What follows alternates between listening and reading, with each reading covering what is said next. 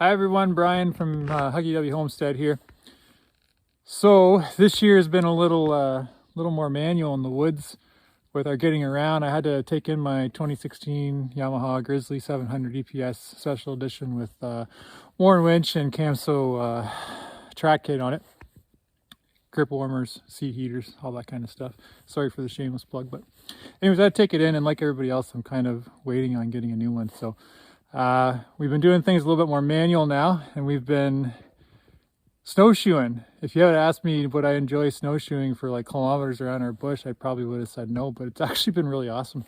And I'm not just saying that to try and be a hero. It's been awesome to get out and go all throughout the trails and bus trails, and it's kind of like a little bit of a mission to go through and open them all back up again, just based on how much snow we've had lately. So but through these trials and tribulations of breaking out these trails, we've been looking for chaga, and Janelle's found some here, and it's actually only a couple hundred feet behind the garage. And so I'm going to let her explain what chaga is and how it's harvested and what uses are for it. But right now we got her up on a ladder here beside me, so I think I have to stop this and then I'll change the camera around, and then we'll be good.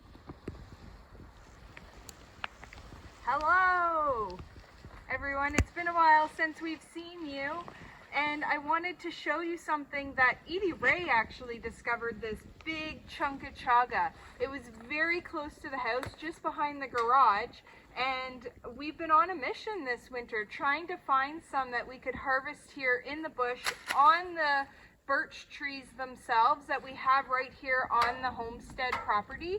Instead of having to go to the health food store and purchase some there, we thought we'd give it a shot on our own. So today I'm going to show you how to harvest it off the tree, and then when we go inside and do a little bit more work with the chaga, I'll give you some more of the benefits to using it. So Levi got a silky handsaw here for Christmas. So what I'm going to do, I'm going to use it to harvest off about 1/3 of a chunk off of this larger piece right here.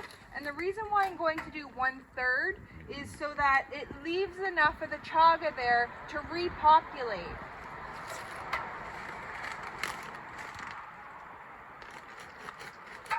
It's a good looking blade.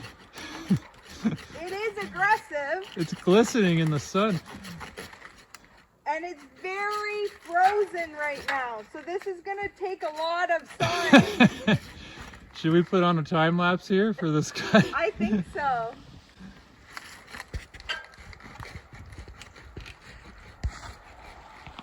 Or should we maybe talk a little bit more about snowshoeing? I have to concentrate. If you can walk and talk, you can go to Brock, but if you can chaga and laga, and you can't get into any sagas. Is that It's a good workout. So the outside you can see of the chaga is a dark black color, but as I'm sawing it, you might be able to see the shavings that are coming down that are more of a rusty color. And that's the stuff that you're going to be using in making your tea.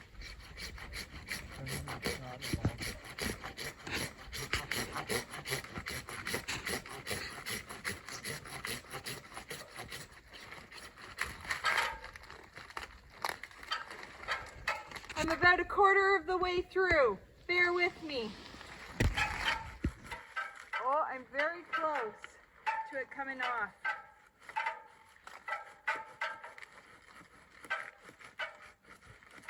You just put your other hand around the backside. There you go. There we go. So you can see what it looks like once it is cut off. It's hard there, but we're going to leave that so that the chaga can regenerate here on the birch tree, because this tree is still alive and doing well. So I might take off one other chunk here and then leave the rest to keep growing. Catch.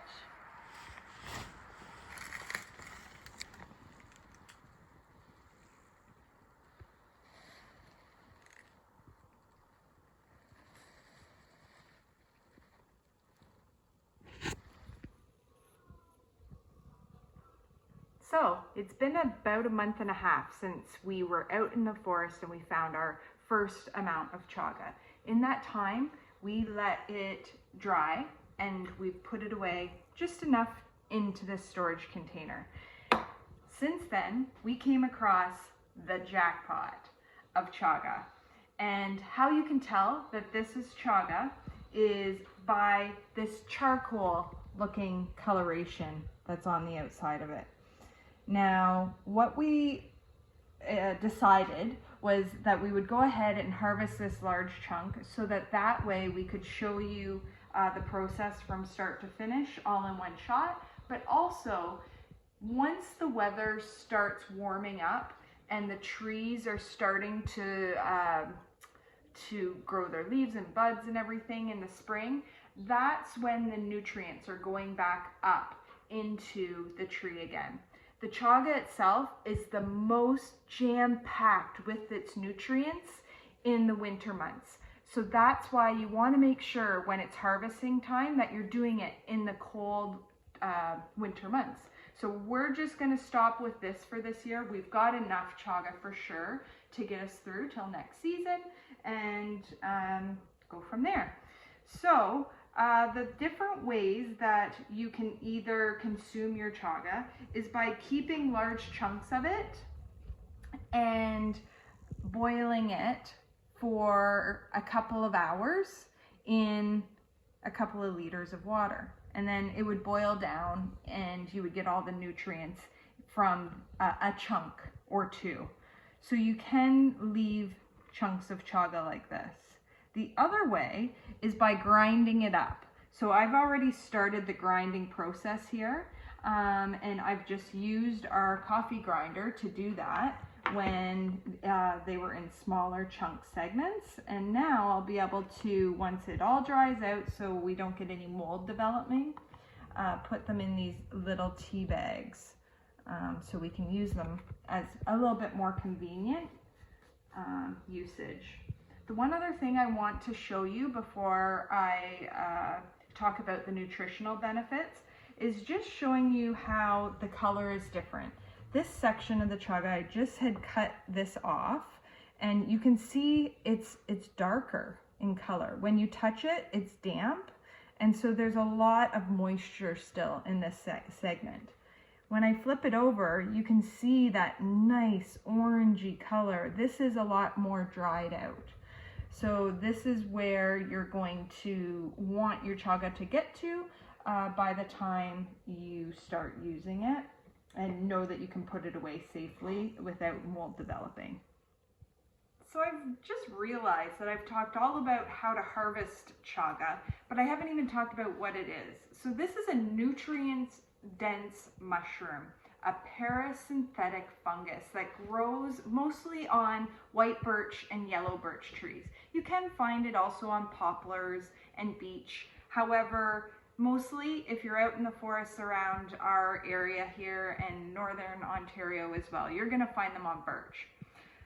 They take over and eventually kill a birch tree, but it can take anywhere from 10 to 80 years to do that. It just feeds off of the tree itself. So that's what it actually is, this amazing mushroom that's amazing for us humans to consume. There are quite a few research studies coming out talking about the benefits of consuming chaga.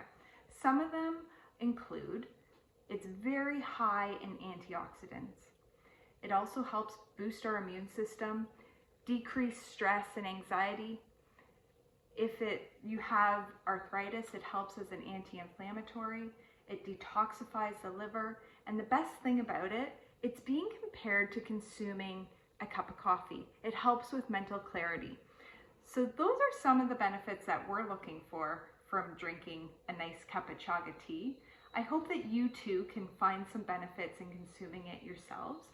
If you do decide to, I ask that you speak to your physician about that first, as there are some risks for those who are breastfeeding, pregnant, have diabetes, or an autoimmune disease. We're going to end off now Thank you for joining us today and learning the benefits of consuming chaga tea. I'm going to get back to cutting up the rest of this big chunk of chaga while it's still got some moisture in it, because if it dries out too much, it does make it much more challenging. Thanks for joining us, and bye for now.